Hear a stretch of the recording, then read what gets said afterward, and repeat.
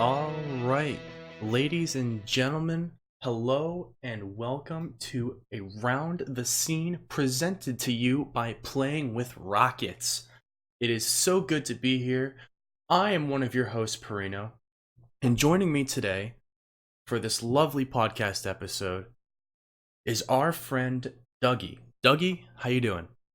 I'm good, man. How are you? I'm doing fantastic. And for those of you who may not know you, real quick, 30-second elevator pitch. Who is Dougie? Yeah, sure. So, Duggy is the team manager for Omni Nation Rocket League, and I've been a manager and kind of a staff member of Rocket League esports scene for about 2 years now. That is so awesome. And I've also heard that you guys qualified for the play-ins this year for the RLRS in NA. So Yeah, congratulations. thanks very much. Yeah, it's always good to make that that last round. The top 128. Yeah, the team was quite happy about that. So, hopefully, play-ins go well, and then we can be even happier. That sounds absolutely awesome. And guys, if you didn't know, this is episode number 22 of Around the Scene. We are here every Wednesday for you to get your fix on all things Rocket League.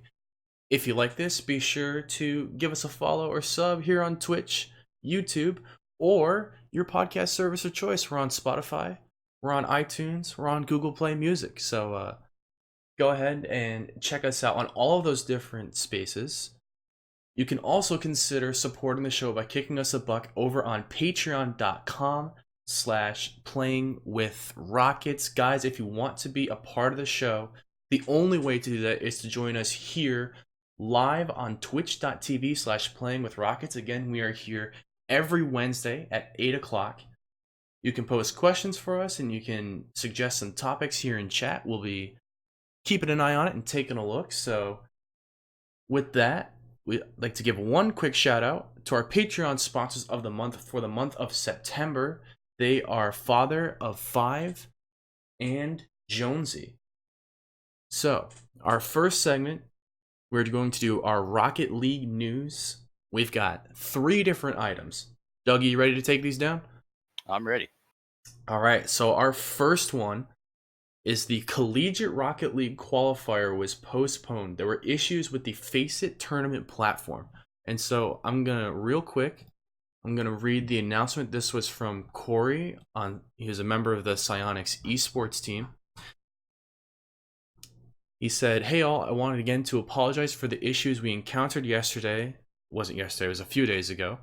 With the qualifiers on Face It. We are working with them to ensure the upcoming weekend is a better experience for everyone and ready to go for the upcoming weekend of qualifiers, which will take place on September 22nd for both conferences. We have rescheduled the first qualifier to September 29th for the Eastern Conference and September 29th for the Western Conference. You can find them on the Face It website now if your team would like to go sign up for that qualifier." And so with that, we got our first taste of the of the Face It tournament platform, and was not a great showing to say the least. Yeah, no, I think that was Face It really needed to make a good impression on the community, and that's definitely not the way to start it. Yeah, and the collegiate qualifier is always an interesting one because there are so many schools that do it. In fact, it's probably outside of the RLRS plans. I would say it's probably one of the largest Rocket League tournaments out there, just purely by number of teams that compete in it. And my assumption, again, I don't know, this is largely projection, but my assumption is that Face It, had a bracket set up and then a ton of teams come last minute. I mean, we're talking like there are like 300 teams just in the Eastern Conference alone. And when you have that many teams, it's so difficult to set up the seating and everything. Yeah, for sure. And like I think especially as you guys are well aware of when it comes to organizing tournaments, the amount of last minute signups that you get is always just absolutely insane because a lot of these teams don't have management. They don't necessarily have people working on their schedules or stuff. So a lot of the time it just ends up being, hey, look, this tourney's happening right now. Let's do it. And then you get those plus 500 players at the last second. Yeah, well, I can especially imagine for collegiate scene too. I know college students out there. Listen, I'm only a year removed from collegiate. I know the attitude. I know everything gets done last minute, guys. It doesn't shock me that there are probably a bunch of teams, just signing up at the last minute. But again, I think the biggest thing is that it really reflects poorly on Face It. I think they're the big losers here because this was their chance to show that they can do this. Yeah, for sure. And I think Face It, especially if they want to make an impact on the Rocket League scene, like this was an opportunity to do it because in terms of their other games, they just really haven't put much care into Rocket League. I mean, Counter Strike has always been their big platform, and even newer games like Battalion 1944 are getting a lot more Face It support than Rocket League ever has. So this was the one chance, and didn't go very well.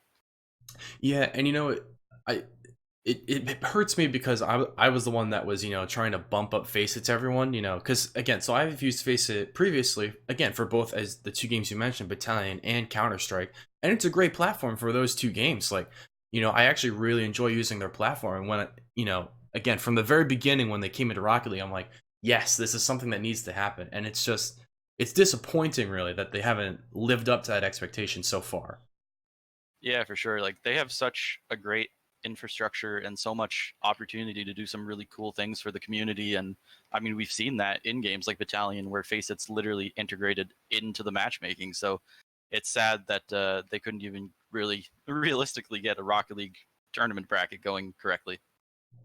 I know, and honestly, the other big losers too are the actual teams that have to play in these postponed qualifiers. Because even the team that I was formerly a member of, the issue is that now, because of the date change, they can't play with their, what they would consider their starting roster because one of the members just isn't available on the new date. And it's like when that happens, you have to make these adjustments and you have to move everything around, and like that, that's really the worst part of it. Yeah, for sure. That really messes with a player's schedule. I mean, I know from personal experience how many times we've had certain things scheduled for certain nights, certain days, whatever, and out of nowhere they get canceled, and it really messes with our players as they took the time out of their schedules to be able to do that. Some of them even take time off work, and to just last minute find out it's not going to happen. Not the best feeling in the world. Well, right, and the other thing as well was that the everybody was ready to go for these qualifiers, and it's just the tournament hadn't launched, and then it becomes an hour delay, 2 hour delay, and then finally they just cancel it outright, and it's like it leaves a bad taste in everyone's mouth. Yeah, exactly. I think like a huge tip to any tournament organizer is just communicate with the community. If stuff's happening, get on it as quickly as you can, because the last thing you want is for people to start making their own theories up, start trying to figure out what's going on. If you can communicate what's happening, at least they have somewhere to start understanding from, and not just have to start a guessing game on why you're messing up their night. Yeah, so again, it's a fairly disappointing showing from them, but again, those new qualifier dates for those that are interested and those that plan on competing in the collegiate scene, the first qualifier will be rescheduled to September 29th, and the second qualifier will still hold the same date. I believe that is the 22nd. I want to check really quick. I'm not sure. But again, that first qualifier has been moved to September 29th. So with that, we are going to head over to our next news item, and this one is very much hot off the press. We just found out about this just about an hour before the show started. So Team Beyond Net has announced the Astronauts $5,000 Rocket League Pro Invitational featuring the top 4 NARLCS teams, and this will be played on Monday, September 30th. Now, we didn't really know about this. I personally haven't even formed much of an opinion on this because, again, we just got this news like right before the show started. But I think this is pretty sweet. I think this is something interesting for the community. Yeah, I mean, having more tournaments is always going to be a great thing. As you said, we don't really know a bunch of information on it, but from the sounds of it, it's closed off pretty much completely just to the RLCS teams, correct? Yes, I am just pulling up the Astronaut Pro Invitational again. If you if you go to Team Beyond Net's Twitter page, they do have an announcement up there. Okay. So it says invited teams, stay tuned to Twitter and Instagram to see which North American RLCS rosters will compete in this invitational gauntlet. So we don't really know. We just know that first place is $3,000, the run up is $1,200. third place will get $600, and fourth place will get 200. So there's not really a ton out here yet in terms of information, but I think this will be a nice warm up for the highest level teams before the RLCS season actually starts again. But Yeah. the it's nice to have an additional event, but you just feel like with this prize pool, you just wish you could have more teams. I think. Yeah, that's the thing that I find kind of odd is like I understand it from their perspective of you want the RLCS teams, you want that content, the big boys to be in the league, but it's a really nice opportunity to let these kind of semi-pro bubble teams get a chance to also fight these guys because a lot of these teams can put up quite a fight and can be very fun to watch. We saw that with the Peeps at DreamHack Montreal, so it'd be nice if they would allow some more guys to kind of show what they got against these big teams, but the end of the day, more tournaments is always great, so can't complain. Yeah, and again, I tend to agree with that too. Obviously, the more tournaments, the better. But it's like, compared to what like a lot of these other tournaments are offering for prize pools, like for a 5K, like you would hope that you would get more teams in there. But maybe there's see it, the big boys, if you will. When they have these prize pools, it's like maybe because they feel it's more guaranteed. But I don't know. I just wish they would have more people. Yeah, for sure.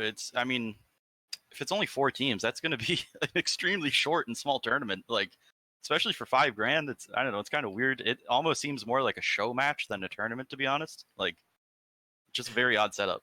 Yeah, and again, it's tough to really say because we don't exactly know, the format and the number of teams and everything like that. It is an invitational only, that much we do know, but it's just tough. Yeah, for sure. I mean, at the end of the day, it's going to be fun to have more content, but if they did make it possible for these kind of bubble semi-pro teams to make their way in there as well, that'd be really awesome. So hopefully that's something we'll see, but I guess as of right now, it's kind of an unknown. Yeah, and again, it's just feel let down. But you got anything else to add on that news, or should we go to our next spot here? I think that's basically it. Again, wish we had more information, but that news just dropped right before we went live, so tough to get more information than what we have. But another recent news, this one also came out today, but we have a little bit more advanced notice on this one. Rival Esports will officially hold the B stream for RLRS, and they will be covering the play-ins for North America and EU for the Rival Series qualifier. And this is definitely good news, I think, as well for the scene.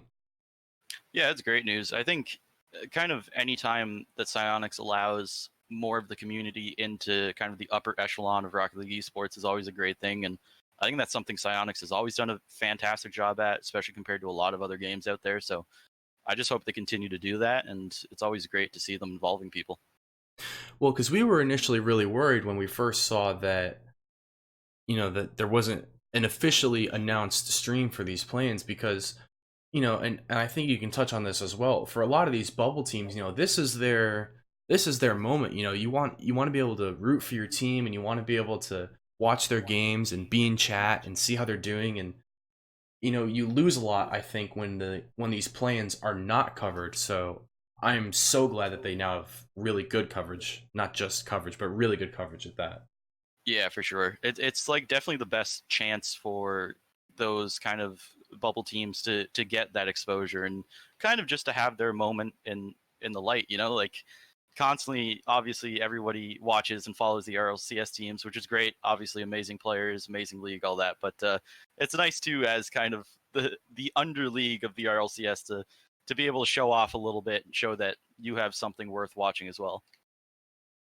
Definitely. And again, I think the biggest asset too is if you do have, like a Cinderella story that pops up, you actually get to see it happen live. There's a huge element of just being there, being able to witness it. I feel like that gets lost when you can't cover these plays. When you're just following along on a Smash page, like it's tough.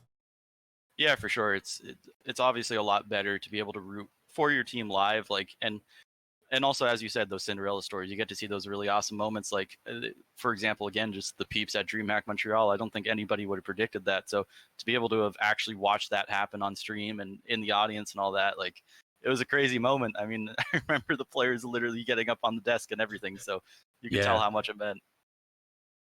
No, and well, it'd be nice for you guys too, right? Because again, your team qualified for the play-ins, the top 128. So you might even be able to if you can get on the stream, depending on your matchups and stuff, it's a huge moment.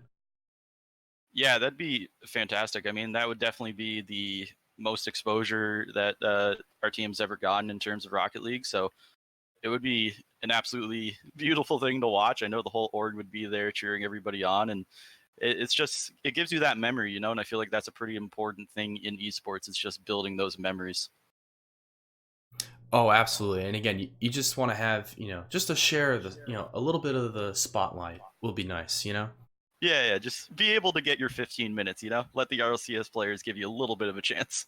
Exactly. And I just got word, thank you, from the Playing with Rockets account that actually our man PWR Ryan will be commentating for the play-in. So that's pretty exciting for us as well over at PWR.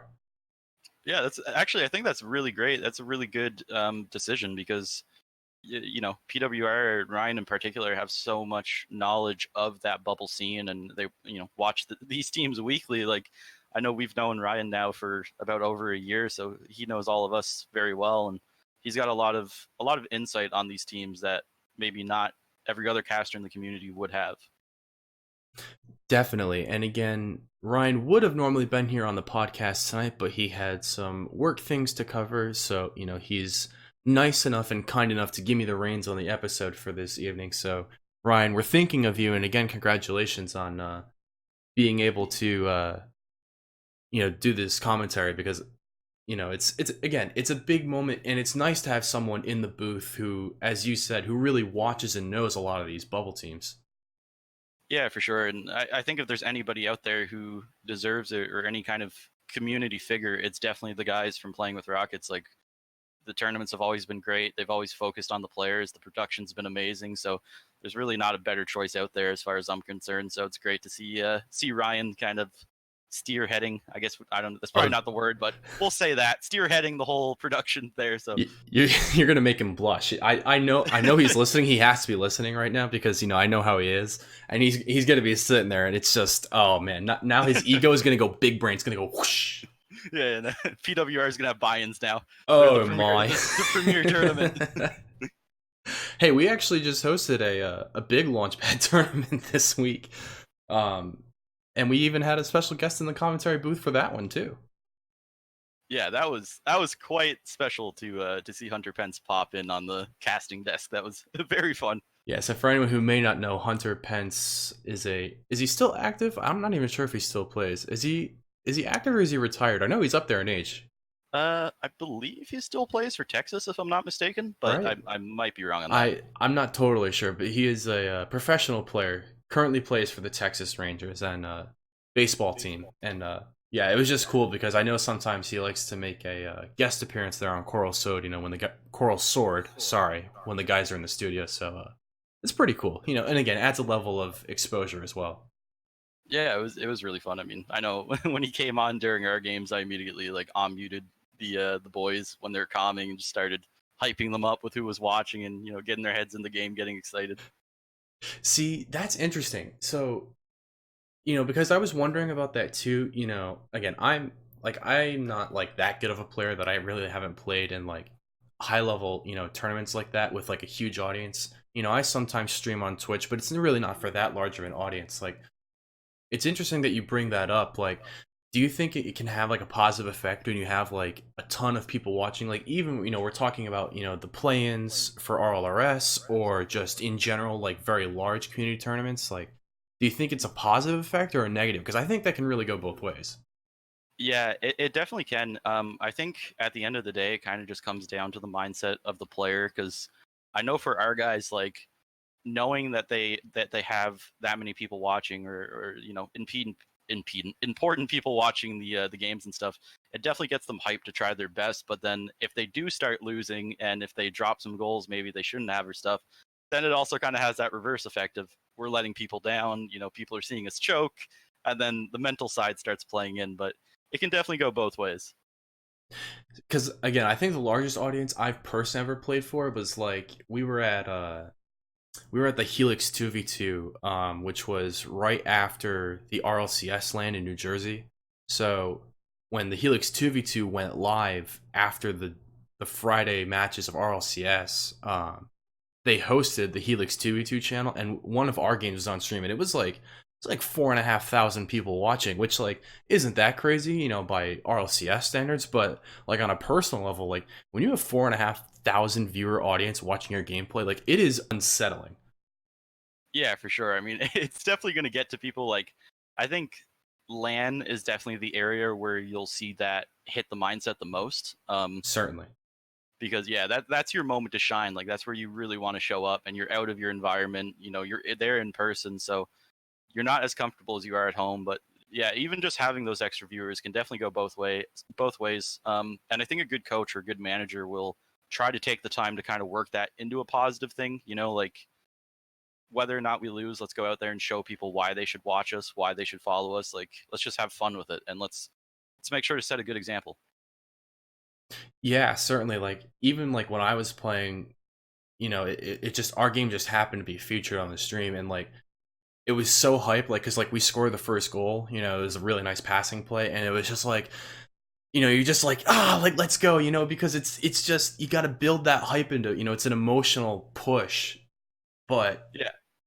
No, then yeah. then the nerves set in, and then you're like, oh my god, like every little mistake, you think about it. Yeah, for sure. And that's where a lot of trouble comes in. Like I don't think some people realize how nerve-wracking professional gaming can be, or like how much it actually takes a toll on the mindset. Just as an example, I know like even Astralis, one of the best teams in Counter-Strike, actually even hired a professional psychologist to work with the team, and I remember them saying how much of a difference that made for them, and how they stopped choking. They won majors. They were doing amazing after that. So it definitely plays into gameplay. And that's one of the things you have to be conscious of as a manager and coach as well, right? Because I would imagine, one of your big things has to be, making sure that your players are always in the right mentality, that they always are, have their head on straight, so to speak.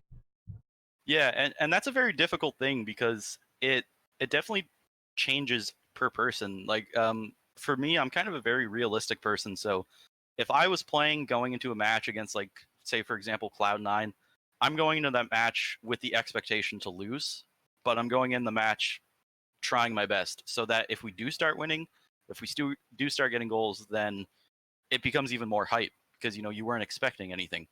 I know for some people that's a horrible mindset. Some of the guys on my team hate that mindset. They're more of the positive, I don't care if it's G2, I don't care if it's Cloud9, we're 10-0ing them. So it very much Yeah. matters on the person and on the individual. So is that something as well that you take into account when looking at building a roster? Like it obviously it can be difficult to, figure out that sort of thing beforehand, but team chemistry and team mentality is a big thing, and how much of that do you consider like when looking at, these rosters and, if you make changes or if you stick with people, how does the mentality, I guess, affect that decision? Yeah, I mean, just paying attention to chemistry and how somebody reacts to situations in the game is very important. I'll say a lot of the times that I'd rather have a player who might necessarily be lower in skill than some other choices, but who meshes with the team well, than somebody who Hmm. is absolutely insane, but just obviously doesn't fit very well with our play style. Because that's the other thing. I think a lot of people forget Rocket League does have separate play styles. It's not just one and done. So some players just don't work with some players. Like it happens. Yeah, definitely. And it's just one of those things I feel like where you have to be able to make adjustments too. You can't be so limited, I guess, in your mentality, and you have to be open-minded to either playing a certain way or changing the mentality up a little bit, but it's hard. Yeah, for sure. I think Rocket League always has kind of struggled with having those determined rules, which I know is kind of hard because it doesn't necessarily have determined rules. But like in a game like Counter Strike, it's a lot easier to build a team because you can go around recruiting saying like we want a lurker, we want like a rifle entry, we want a sniper. You know what you are in that game. Whereas Rocket League's more of a, you might be aggressive, you might be defensive, but at the end of the day, you're doing both. So everybody has to kind of be able to rotate the best that they can in each role. Yeah, and you have to be able to do everything. You know, it's not just oh, like he's a great defensive player, but if you can't shoot, like you're not going to get to that highest level. You really do have to be able to do it all.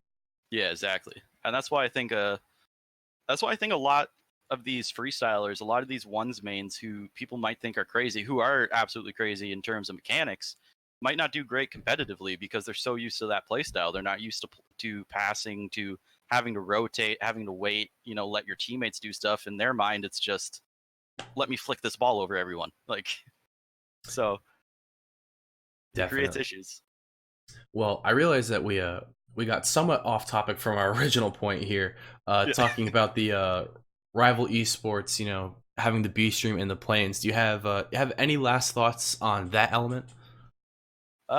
Nothing really other than I think it's great news. I think it's going to be awesome to watch. We're going to get to see Ryan going crazy with the casting, and it's going to be a fun time. So Oh, if anyone's interested, definitely watch it. oh yeah, I'm sure here at PWR we will be promoting everything we can to make sure we get Ryan's beautiful face in front of as many people as possible. So Yeah. again, definitely good news there. And that actually wraps up our Rocket League news segment. We're going to switch gears a little bit and we're going to go into the roster shuffle. Ooh, the fun stuff. The fun stuff. So today for the roster shuffle, we actually only have two things really. It's this time of year where rosters are pretty much already set, so we have to take it with what little news we get. But the first piece is that the Chiefs have officially announced Drippe. Drippe, of course, was on the Evil Geniuses team. He was the first transatlantic transfer. Say that three times fast. And he played for Evil Geniuses in the previous season of North American RLCS, but he has moved back to the OCE region. The Chiefs roster for RLCS Season 8 will be CJ, Express, and Drippe. So, good news for Drippe, I think. Definitely back in his home element. Yeah, I think that's definitely going to add a level of comfort to him. It's always feels better to just be playing for your region, your area. To be in your element. I think it's a great pickup for Chiefs. I think it makes sense. It's not really a surprise to me. It's a pretty sensible pickup, and it's going to be interesting to see how they do. Oh, definitely. I think this is something that most people anticipated would happen. There wasn't really any way that I don't think that he wasn't going to get on an OCE RLCS team. Um, I just hope really that we see the return of Drippe's form. He didn't really look overly impressive, I would say, in the last season of North American RLCS, but hopefully back with this team and back in this element, we can really see him shining it because he is a good player. Yeah, for sure. And I think that's something that might plain out help him, just having a fresh start, like being able to relearn things or kind of reposition himself in the way he wants to play his play style, and gives him a chance to just try some new stuff out, have fun with it. Yeah, I just the only regret, like it just is so unfortunate that like the first cross region transfer really did not end up working out at all because he's back at square one. It's like you just wish he could have succeeded with that. But I guess in a way he also did pave the way for Turbo to NRG, so there is Yeah, that. exactly. Yeah, I think like him doing that in the first place at least just showed people that it is possible, that Rocket League is willing to do it. And I mean, we've seen it with Turbo now and Energy One Summit. So it's definitely not going to be something that I think is going to stop anytime soon. And that's great. It's cool to see these players mixing and getting to try out some new experiences. You think this move instantly makes the Chiefs the favorites in OC? Because I do. I think with the talent addition, I think this has to be the Chiefs' season here. Yeah, I think in OCE they definitely have it covered. It's going to be interesting to see how they do against these top tier teams though, because I don't know. To me, it's still just not an all-star roster. It's obviously they're great players, but I still think there's a lot of teams out there that will just outperform them. But hopefully they can prove me wrong. They can just go ham. Yeah, because we saw again at the previous LAN, this past RLCS season 7 that it was really all NA and all EU. The smaller, newer regions in South America and OCE didn't really have that much of an impact on the tournament. So hopefully, again, that with Drip A, the element of or the level of play overall, hopefully is a lot higher. Yeah, and I think South America is actually an interesting point to bring up because I think that is a region that's going to be very deadly when they kind of get used to just traveling, playing at lands, playing these other teams from other regions. Like even how they performed with RLCS, they kind of went in there blind in a way. Like obviously not completely, but compared to these other teams, they did, and they did great. I mean, they surprised some people, so I'm excited to see them in the future. Yeah, it was INTZ, right, who really put a scare on NRG in their group stage. I forget if it was either them or was it Low Key perhaps that did it. I'm not even. It's been so long. Yeah, Too it's been a much. bit. And you know what the thing is? All the rosters changed too. There was a huge roster shuffle again in South America as well. So it's like it's hard to keep track of it all. I have a hard time keeping track of NA alone. Yeah, it's just constant. There's people coming in, coming out, new teams showing up. Like I think DreamHack Montreal was a great example of how many amazing teams there still are that are not necessarily in the spotlight. Like I mean, even seeing teams like the peeps, like Locust, like Bullsend. I have to shout out my buddy Com. He showed up, Right. and they might not have done amazing, but they still showed that they're able to play with these guys. They're able to show up and do their part. So there's always new teams coming in. Absolutely. And with that, any other closing thoughts on Drip A's reunion with the Chiefs? Uh, Not really. Hopefully, we can get Jake back there for coaching again. That's about it. Get him back home too. Other than that, Gonna say then it would really be a party back over there. yeah, get all the boys back home. And so our second and final item in the roster shuffle here is this is a unconfirmed rumor, but we largely suspect it to be true that Tadpole is listed with Method on their Twitch channel. So under Method's team stream, they have Tadpole included on there. He would then theoretically be playing with Rix Ronde in Burrito in the EU RLRS. So this is a move that has long been guessed at this point. It makes the most sense for Tadpole. What do you think of this roster's chances in the EU RLRS if this is true? We're assuming largely that it is. Yeah. Um, if that is the case, then I think obviously they're going to be a good team. Will they really present a challenge to the other EU teams? I don't know. I don't want to be mean about it, but it's still just not a team to me that seems top tier.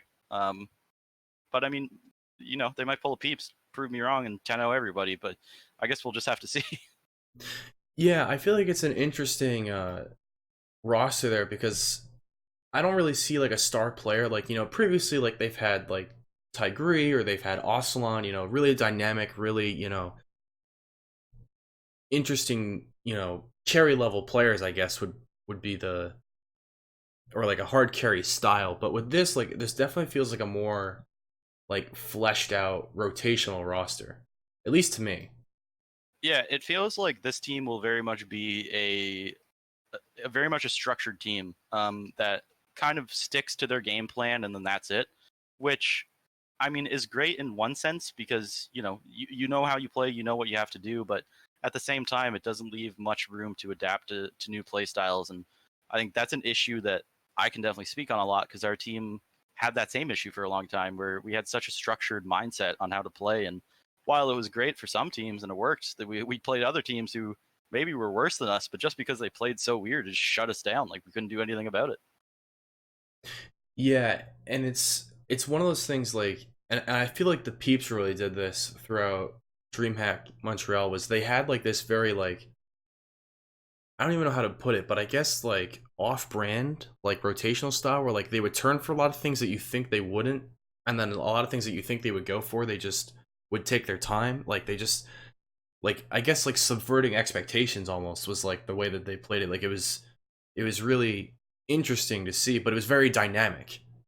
Yeah, Yeah, it was very odd. I think if I remember right, I might be wrong on this, but I believe Scrub actually kind of tweeted about it or mentioned it on stream or something about how how he felt like the Peeps were definitely not an amazing team, and that the only reason they took that tournament was because of that very reason, that they just had such a weird style. Yeah, it was an Instagram story. He was like stuck at an airport or something, and he was doing like like an ask me anything sort of deal on Instagram, Oh, okay, yeah, and someone asked him, like, do you think the Peeps will continue to do well? And basically, I think his answer was something along the lines of no, like it was only good for one tournament. yeah, yeah, and I think like I know a lot of people might like to argue that, might like to just say it's an excuse or stuff, but I think I can definitely see where he's coming from. Like it is very hard to play against teams that just are not meeting expectations, and a lot of it might just be because they're not very skilled in that way. Like you take a GC and you put them against a silver, obviously the GC is going to win, but I can almost guarantee there's going to be times that GC is going to get faked out because he's expecting things that's just not happening. Yeah, and it was sort of something that I brought it up on our previous episode of this podcast where like it's so difficult to have that dynamic level of play, but the way to beat it, and like it sounds kind of dumb, but you basically have to give them no respect. And I found that like watching, like especially day 3 of watching the Peeps, like I personally felt that like G2 and Renault Vitality in particular, like they both just gave him way too much respect. Yeah, yeah. I think it was almost that fear of the unknown, the fear of if I go for this, are they actually going to challenge it, or am I just faking myself? Like Right. it kind of plays with the mind of they're not doing what I'm expecting them to do. So how the heck do I react to that when like I can't read them at all? Oh yeah, definitely. And again, as we because we've been sort of drifting around the news. It was a pretty light news week for Rocket League esports. But I really quick just want to close out this roster shuffle segment so we can sort of get into more of these freer conversations. Do you have any last thoughts on Tadpole to Method? I think it's definitely going to be interesting. I'm not expecting to see anything amazing, but hopefully they can prove me wrong. I kind of agree with that assessment. I think that this is a team that will probably survive in the EURLRS. Like I don't see them getting demoted, but I also don't really see this roster getting promoted either. I feel like this Yeah, is sort of like middle of the pack. yeah, exactly. All right, so with that, that concludes the roster shuffle. And so we have a couple of items here for our freewheeling segment. This is again a later week for us. So we got about 20 minutes or so to discuss different things. And one of the things we have highlighted here, written down, that we actually touched on a little bit earlier. We were talking about it was recruiting for these higher level, I'll say bubble teams, but even like professional teams as well. And so, again, with your work, you've been a coach and a manager for Omni. What does the process look like? When teams eventually do decide to make a roster move. What's the process look like for looking at talent and seeing who you can get, and what's the decision making process look like? Yeah, I think from my side, typically when I'm looking for recruits or for when I'm looking for new people to take in, it's kind of just from the knowledge of the scene. The best way to get your name out there is just to play. So if I have people applying for positions or stuff, and they're messaging me and they're saying, "Hey, I want to be a sub or whatever," and I'm this rank, I'm 1800 MMR, blah blah blah, and I'll ask them, "Okay, have you ever played competitive?" And they'll say, "No, I've never been on a team, I've never done any tournaments, any stuff like that." That's almost an instant turnoff for me because it's like it's one thing to be, you know, a pug stomper. It's one thing to go nuts and ranked, Mm-hmm. but to play at a competitive level is very different. Um, I've actually heard Fruity, I believe it was, say before that he most of the time refuses to play ranked with his teammates because ranked is such a different style than competitive, and it creates issues. So for me, a big thing is just get your name out there. Create your own team, play a bit, get some results, and make yourself known. If you apply and I say to myself, I know who that guy is, that's a great sign. That's instantly like a plus 50 for you. Right, right. And one of the advantages I think of being in North America is that we do have, it's not fully organized, but we do have a system of community tournaments where we have a lot. I mean, and again, I'll speak from experience just with playing with Rockets. We have a ton of really high level teams that show up to these tournaments, and there's a group of them. There's a group of tournaments really that you can get into and you can play in, and you can really put your name out there, as you said. Yeah, yeah, for sure. And I mean, like, and these are the perfect tournaments to do that. Like, they're really good teams, but they're teams that can definitely be taken on. So if you're willing to come in here and have absolutely no exposure to your name and just absolutely crap on these teams, obviously you're going to get noticed. Like, these orgs, these other teams who are looking for players are going to know who you are. Um, I mean, even as like a great example, I remember literally, I don't even think it was last year. I think it was just a couple months ago, playing a tournament with Com, in like a community $30 tournament, and now Com is, just won $10,000 at WGN, was a DreamHack Montreal player. Like, people didn't know him a year ago, and now he's constantly on Johnny Boy's stream. Like, he's a great player. People know him. You say Com, and it's, oh, that guy's nuts. So Yeah, I had the pleasure of playing against him and JBot at the Helix 2v2 they were playing together. It was not a okay, good yeah. time. Not for me. Yeah, Com is, yeah, he's They're a nuts. special player. Yeah. Yeah.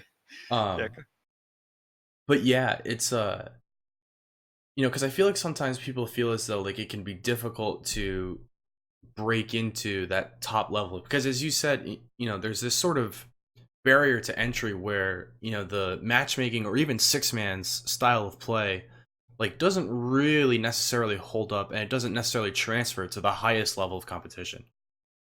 Yeah, yeah, and I think that's definitely something to keep in mind. And I mean, my best advice, if you really want that experience, if you want to get out there, get the practice, put together a team, with friends, go on Reddit, find people your rank who want to play. Just find somebody to put a team together with, and just do as much stuff as you can in the community with them. Play the weekly tournaments, show up. Scrim Nabs is another great resource for scrimming competitive teams. Like, just show up as much as you can, make a name for yourself. That reminds me of something very similar actually to what Squishy said. He had a YouTube video that came out maybe a couple months ago. He was talking about the journey essentially of from the Muffin Men to Cloud9, whatever. It's one of the main takeaways he had from his video. He goes, just find a team, play together, and do well. And if you have to mix it up a little to find the right players, that get you the results, he goes, do it. But otherwise, you just got to play together. Yeah, yeah, exactly. Like, if you have the skill to make it and the motivation to do it, then you'll do it. It's going to happen. Nobody's going to pick you up instantly. You have to build your way up, and if you're willing to do that, then you're set to go. Which is kind of funny because it brings me to the next point too. So like for like me personally, like I know like I'm never going pro. Like sure I can play at like a low GC level, but like realistically, like that's probably where I'll fizzle out. Like I'm 23, I'm old. I'm not gonna have the time to do this forever. Yeah. Like I'm not going pro, but we were talking a little bit before the show too. But there can be a different path perhaps to the top level if you're willing to set aside your pride, perhaps, and Yeah, work for in sure. management. Yeah, I think management and staff is a great area to be. Like, obviously, it's not everybody's first thought. They want to be that pro player. They want to be on stage. They want to be the person that everyone's cheering on. But to be frank, not everybody's going to have that skill. I mean, it's like the NHL, it's like the MLB. There's great players in there who never make it to the leagues because there's just way better players. I mean, I don't mean that in like a demotivational way. If you think you have the shot, then take it. But sometimes you also have to be realistic with yourself. And if that is the case, and you still want to work in gaming, there's other ways to do it. Because again, I find your position really interesting, like working in that coaching and management role, because it's one of the things that isn't really talked about, and we've seen the spotlight a little bit more now with DreamHack Montreal definitely spotlighting the coaches a little bit more, but it's something that's not really talked about in Rocket League in particular. Yeah, I think typically it's kind of kept on the back burner because it's if people say management, they instantly just think like a guy sitting at the Yeah, desk writing notes in Excel or whatever. But I mean, that is part of the job. I'm not going to say it isn't, but there's also some great moments to it. I mean, I'm as invested into these games as my team are. Like, I'm there with them when they're playing matches. I'm screaming when they're scoring goals. It's as fun for me as it is for them.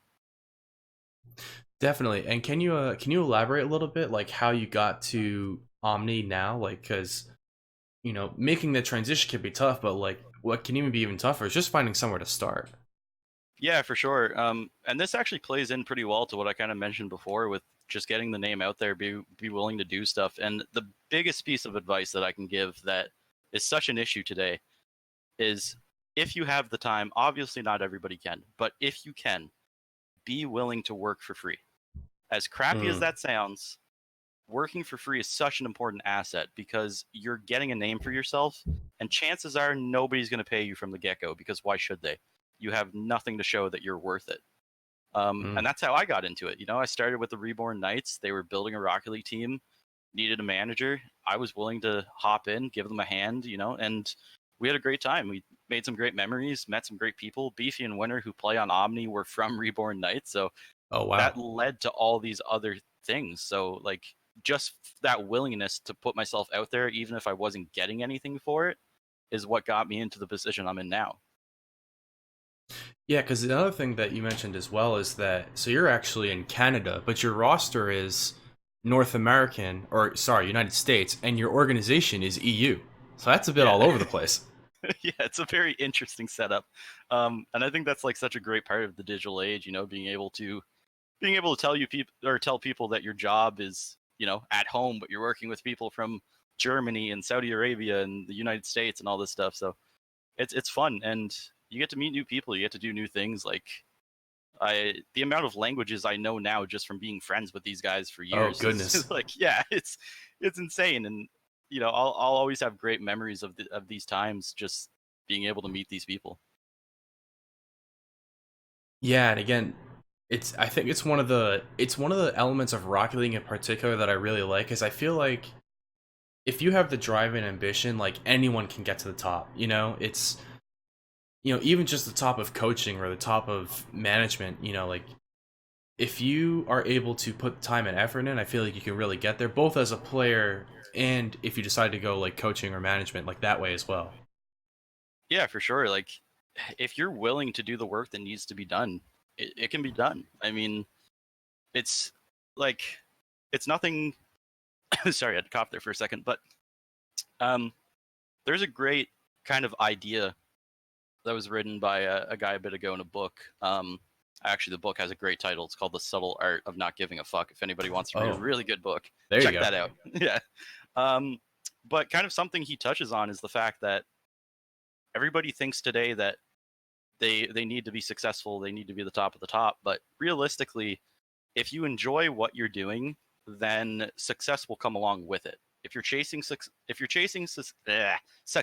can't speak tonight, um, and you don't enjoy what you're doing, it's not going to work out because the enjoyment of getting there is what matters. If you want to be a pro Rocket League player, but you hate playing Rocket League 90% of the time, you're not going to become a pro Oh, Rocket League player. that's such a thing I hear all the time, and I say it off myself, like when you play, at a fairly high level, like over time, like there are some days where I just hate playing Rocket League. Like there's Yeah. some days it's just you look at it and you're just like, I really, really do not want to play. Yeah, exactly. And I mean, like, honestly, those days are almost the best days just to take the time off. Like, we have days where the guys just aren't feeling it, and the best thing you can do is just don't play it. If you're not enjoying it, then what's the use? You're gonna make it worse. You're gonna put yourself in a rut. Like, you can see a lot of the times these businessmen, these very successful people, work an insane amount even when they're not supposed to be working. And it's a lot of the time it's not because they're chasing the money or stuff. It's because they care about what they're doing. They want to make a difference. They want to continue with their passion. So they continue to do it whether or not they're making that $1,000,000, like whether or not it's in their hours. Yeah, that's always I feel like an interesting conversation in esports in particular is because you have, these young kids who are grinding these games. I mean, oftentimes it's like 80 plus hours a week doing this for like the very top level. And you just see the burnout is what it is. Like, you know, I go back to what you were saying earlier with Counter Strike. In the Astralis team, like you just get you're practicing all day with your guys. You're playing the games. You're putting the time and effort in to get better, and you just get burned out. Like at some point, you have to sort of do something a little bit different. And it always humors me when you'll see like even like Rizzo. I'll use Rizzo on G2 for an example. Like people back when G2, when they weren't getting their prime results, when they were unsuccessful at lands, people were kind of ripping on him, saying, he's too into Twitch, too into YouTube. And I'm sitting there and I'm like, man, that's his creative outlet, though. Like, you can't sit there and try and take that away from him. It only gets worse. Yeah, exactly. Like, yeah, it's that's his way to get away from Rocket League. To have a chance to do something else, to take his mind off of just that one thing. Like, he might love Rocket League, but he might not love playing it 15 hours a day. So you Right. need other things to do. Like, Shroud's another great example of one of the best Counter Strike players in the world, and at the end, people were making fun of him, saying he was falling off, and he kind of was in a way, and it's because he wasn't enjoying it anymore. That's what he was forced to do. He had other things he loved, and now he's extremely successful at them. So Yeah, esports is always one of those things where, like, you think about it in theory and it's like, man, like, imagine getting paid, like, thousands of dollars a month to sit here and play Rocket League all the time. And then if you actually ever get to that point, it's like, oh my god, I just need to stop. It's yeah, that it's like it sounds so wonderful in theory, but then in practice you can be like, oh my god. yeah, it's taxing. I mean, as dark and despair this might sound, happiness really, being happy in what you're doing comes from just finding enjoyment in it. If you are passionate about what you're doing, you'll be happy with it, and you'll be successful with it. It's the same idea of, like, you know, you'll see millionaires who complain about having too much money, and people Yeah. think, how's that possible? Like, you're a millionaire. I wish I could have that, but to them, they're in a different area. They have different priorities, and they look at life differently. So at the end of the day, if you enjoy what you're doing, that's where you're going to find happiness in it. I certainly can agree with that. It's definitely, you have to enjoy the ride. And like with where you and your team are at right now, like, so like you guys are in the bubble, right? You've qualified for top 128 RLRS. You're sitting on that precipice, right? There's a lot of pressure as well. How do you deal with that pressure and that expectation? Um, I think something we've always turned to is comedy, just joking. We still try to have fun. Like, as dumb and cringy as this may sound, we used to have a tradition that uh, during every tournament, in between every single match, I would get the whole team to be quiet, and between each match, I would tell them one horrible dad joke, and it would get the whole team laughing. It would loosen people up, and then people would kind of joke with each other, like make fun of the situation. And that, for me and for the guys on my team, that's always been the best way. People have different ways of relaxing and feeling more comfortable, but if you're able to have fun with it, then you'll be fine. Because I find the qualifier process to be so interesting in that there are so many teams that would kill to have the chance to play in the RLRS, and you get down to 120 and it's this huge open ladder of teams from all over, a certain region, whether it's North America, EU, whatever. And it's like, you know, it's just I find it fascinating, like the stories and the rise of certain teams and the fall of others. Like, I imagine it has to be unsettling, but how I guess my question is, like, how do you manage expectations? Because obviously you want to go through, but that there are other really good teams out there. How do you manage, perhaps, between feeling like you are never going to make it and feeling like, oh, we're definitely going to make it? Because there's got to be a middle ground, right? Yeah, yeah, it's a very difficult thing. Like, it's play-ins are terrifying. Play-ins are Yes. scary as hell, but like, it's an extremely difficult thing with just trying to keep that mindset positive. And something that plays in a lot is actually being in the bubble scene long enough, you get to know all the other teams. So like we know who to watch out for. We know who we have issues with, and that can kind of have a negative impact because as soon as those play-ins brackets are up and we see who we're playing, if it's somebody that scares us, then as much as you'd like to be positive and say we're going to destroy these guys, in the back of your mind, it's always going to be there. Like we haven't won a match against them yet, so it's a Right. hard thing to deal with.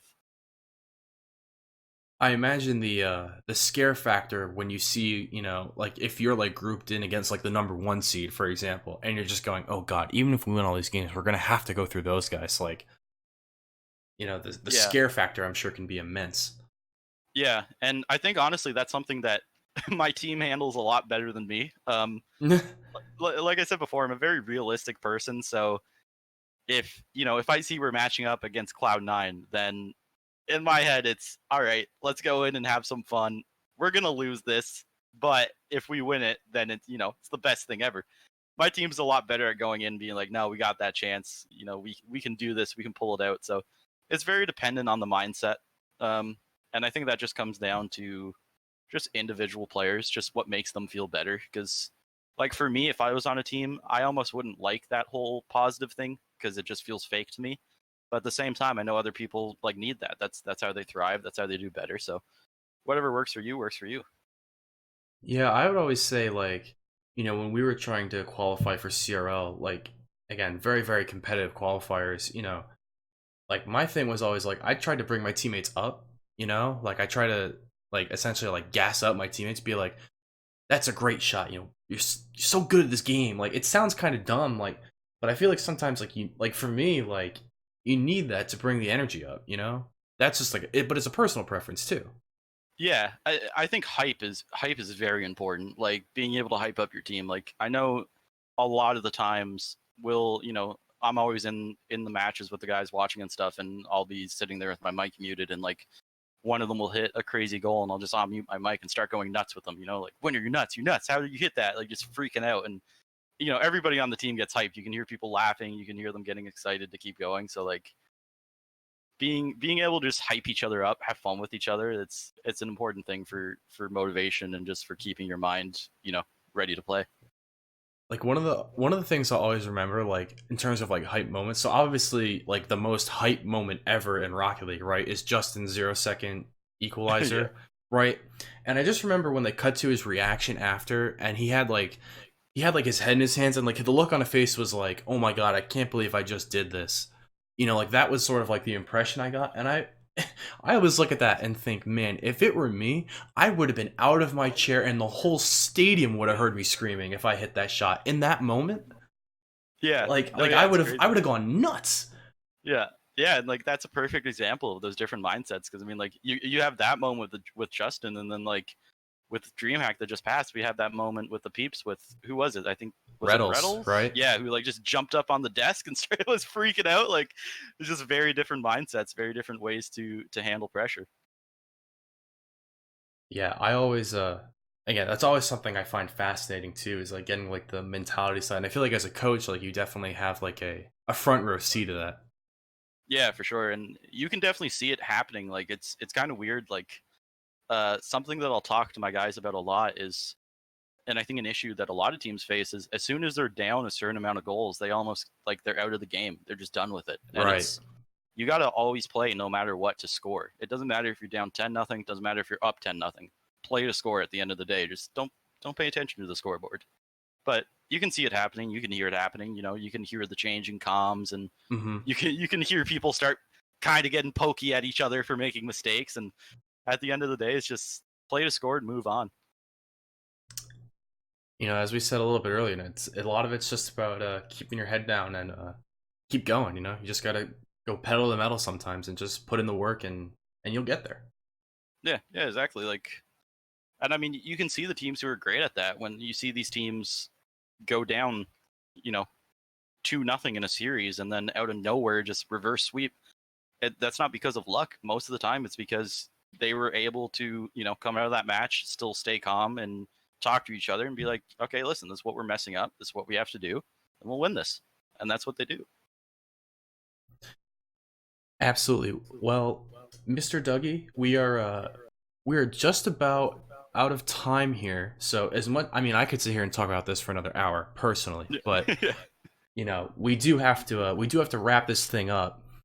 Uh, any uh, any last thoughts about just your work in general, or the bubble scene in general? We've talked about a ton of different stuff. Any last closing thoughts? I'm excited to see how things go. I'm excited for these plans. I want to see some of these teams that have been, working very hard in the bubble scene for a long time get their chance in the spotlight. Like, I mean, you know who these guys are: RBG, Lights Out, Oh yeah, uh, Rise, Sway, all the dudes, and of course Omni. Gotta shout out our own boys. It'd be oh great to see all of us get our chance in the spotlight. absolutely. And speaking of shout outs, you have any personal plugs you want to give? Do you have a Twitch? Do you have a Twitter, an Instagram? Give us your shout out. I guess for me, if anybody's interested in keeping up with me, then my Twitter is at Mr_Duggy, and it's just MR.